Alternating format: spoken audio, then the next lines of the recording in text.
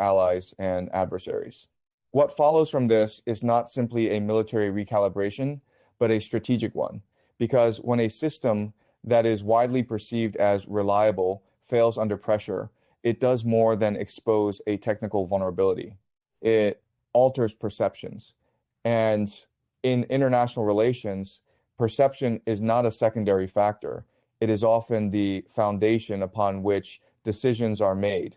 To understand the broader significance of this event, we have to move beyond the immediate destruction and into the architecture of decision-making that surrounded it. Because wars are not only fought in the moment missiles are launched, they are shaped long before that moment in the assumptions that leaders, planners, and institutions accept as truth. And when those assumptions collapse under real-world pressure, the consequences extend far beyond the battlefield itself. The decision by the United States to reposition its naval assets rather than engage is one of the most analytically important aspects of this entire sequence. It should not be misread as a lack of capability in a narrow technical sense. The United States retains overwhelming military superiority in aggregate terms, but power in modern conflict is not simply about what a military can do in theory. It is about what it can do safely, predictably, and without unacceptable risk in a specific operational environment. What this event demonstrated is that the Eastern Mediterranean, under conditions of high-intensity saturation missile warfare, is no longer a permissive environment for traditional surface fleet operations. That does not mean the United States is powerless. It means that the cost of engagement in that specific scenario exceeds the threshold that military planners are willing to accept under current rules of escalation. This is a critical distinction because strategic power is not only measured by the ability to act, but by the ability to choose not to act without suffering irreversible loss of credibility. And tonight, Washington made a calculation that preserving its assets and avoiding escalation was more valuable than attempting to intervene in real time. That decision will be studied extensively, not because it was irrational, but because it reveals a boundary condition that had previously been assumed to lie much further out.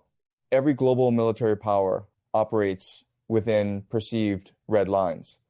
The shift that occurred tonight is that one of those red lines became visible in real time.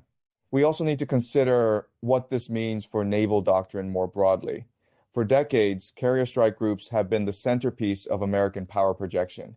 Their strategic value rests on a simple premise that they can move into a region, establish air dominance, and operate without being placed under existential threat from land-based systems. That premise has not been invalidated globally, but it has been challenged regionally in a way that cannot be ignored. What we are seeing is not the end of carrier strike group relevance, but the beginning of a more constrained operational reality. Anti-access and area denial systems, when deployed at sufficient scale and sophistication, do not need to destroy carriers to achieve strategic effect. They only need to push them farther away from their intended operating zones. Distance becomes a weapon in itself. It extends response times, reduces sortie rates, and complicates logistical coordination.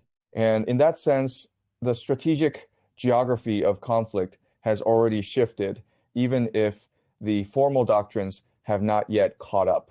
Inside Iran, this operation will be interpreted very differently than it is in Western capitals. There, it will not be seen as an isolated strike, but as the culmination of a long development process, years of investment in missile technology, dispersion strategies, hardened command structures, and communications resilience have all converged in a single demonstration of capability. Whether one views this development as stabilizing or destabilizing depends on perspective. But from a purely analytical standpoint, it reflects something important. The emergence of a regional actor capable of executing complex, large-scale precision operations against heavily defended targets without relying on external support. That alone changes the strategic equation. Sanctions, which have long been treated as a primary tool for constraining Iranian military development, must also be reassessed in light of this outcome. The assumption behind long-term economic pressure was that it would slow or degrade high-end military production to the point where qualitative parity would remain out of reach. But what appears to have occurred instead is a concentration of effort. Resources, talent, and industrial capacity were not eliminated, they were redirected. This is not a moral judgment. It is a structural observation. Systems under sustained pressure do not always weaken uniformly. Sometimes they reorganize around the pressure itself. And when that happens over long time horizons, the end result can be unexpected levels of specialization in precisely the areas external actors hoped to suppress. There is also a psychological dimension to this event that cannot be ignored. Strategic deterrence is not only about actual capability, it is about belief. It is about what one side believes the other is willing and able to do. And tonight, a belief system was disrupted. Prior to this event, there was a widely held assumption in many Western and regional defense circles that large-scale saturation missile attacks of this kind would be either interceptable or prohibitively costly for the attacker to execute. That assumption has now been tested under real conditions, and the outcome will force a reassessment. Once deterrence credibility is altered, it does not easily return to its previous state. It must be rebuilt through demonstration, reassurance, or restructuring. And all three of those paths are complex, slow, and politically difficult. We should also be careful not to interpret this as a linear transition into a new global order. The international system does not reset overnight. The United States remains the most powerful military actor in the world by a significant margin. Israel retains advanced technological capabilities and deep integration with American defense infrastructure. Iran's demonstrated capability, while significant, is still regionally bounded and dependent on specific strategic conditions to achieve maximum effect. But what has changed is not the hierarchy itself. It is the confidence in certain assumptions that supported that hierarchy. When those assumptions weaken, policy becomes less predictable. And when policy becomes less predictable, the risk of miscalculation increases. That is the real danger embedded in events like this. Not immediate escalation alone, but the gradual erosion of shared expectations about what is and is not possible. Looking forward, there are only a few realistic pathways from this point. One is escalation, where both sides attempt to reassert deterrence through further demonstrations of capability.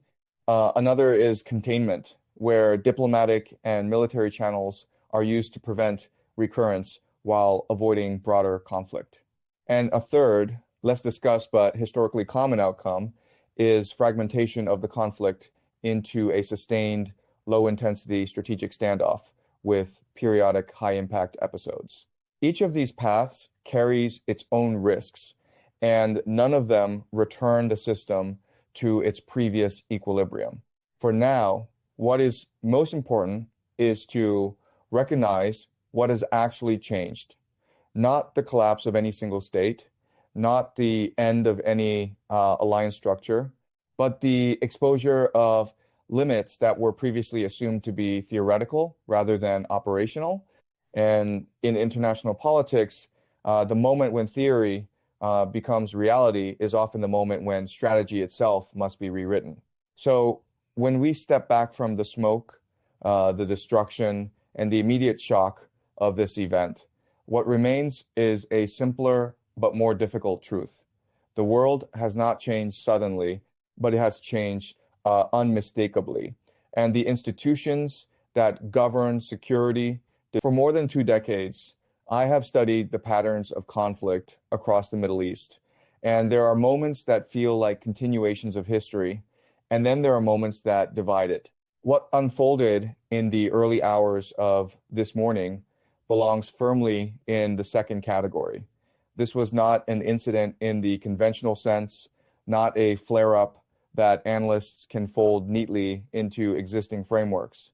It was a rupture, a clean break between one strategic reality and another. The kind of moment that forces a reevaluation not only of current policy, but of the assumptions that have quietly guided decision-making for years. And I want to begin by being absolutely clear about something. What happened was not unpredictable. It was, in a very real sense, the logical outcome of a series of choices made over the past decade and a half. Choices that narrowed options, hardened positions, and made escalation not just possible, but increasingly probable. Tel Aviv harbor is no longer operational. That is not an exaggeration, and it is not a temporary assessment waiting to be revised. It has been effectively removed as a functioning node of Israeli naval power. In the span of just 38 minutes, Iran executed a coordinated ballistic missile strike of a scale and precision that overwhelmed every layer of defense that had been positioned to protect one of the most strategically important maritime hubs in the region. 600 missiles, each carrying a heavy precision warhead, were launched in a sequence designed not simply to strike, but to saturate, confuse, and ultimately collapse the defensive architecture built to stop them. And the result was not partial damage, it was systemic destruction. What makes this moment even more consequential is not only what occurred, but what did not occur.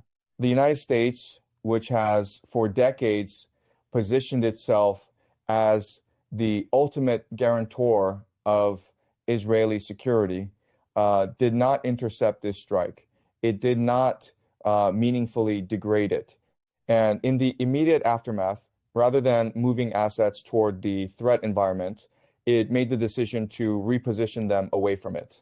That decision, more than any single technical failure, is what demands careful examination, because it speaks to the limits of power in ways that official statements rarely acknowledge. Tonight, I want to walk through this event with you in a structured way, not to dramatize it, but to understand it.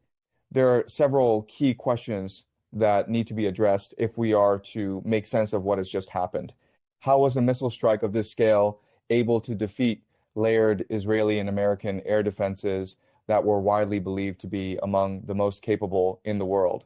What does the destruction of a concentrated naval asset base tell us about the vulnerabilities embedded within modern naval doctrine?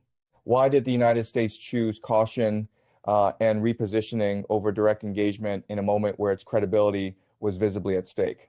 And perhaps most importantly, what does this event signal about the broader balance of power, not only in the Middle East, but in the global system that has taken shape since the end of the Cold War?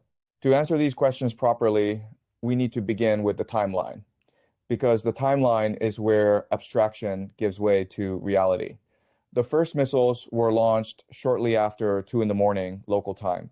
The final impacts occurred just past 38 minutes in total. That window, brief as it seems, contained within it one of the most concentrated demonstrations of ballistic missile capability the region has ever seen. And what is critical to understand is that within those 38 minutes, every defensive system that had been designed, funded, and deployed to prevent exactly this kind of outcome was tested under real conditions. The difference between what those systems were expected to do and what they actually did is where the true significance of this event lies. At the time of the strike, Tel Aviv harbor was not simply another port facility. It had, over the preceding weeks, become a focal point for Israeli naval consolidation. Surface vessels, submarines undergoing maintenance, command infrastructure, and critical fuel and ammunition reserves had all been concentrated there. This was a rational decision within the context of ongoing operations, particularly given the logistical demands of sustained military activity.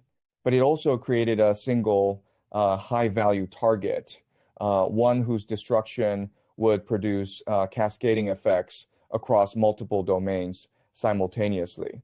And it is clear from the structure of the strike that Iran understood this with precision.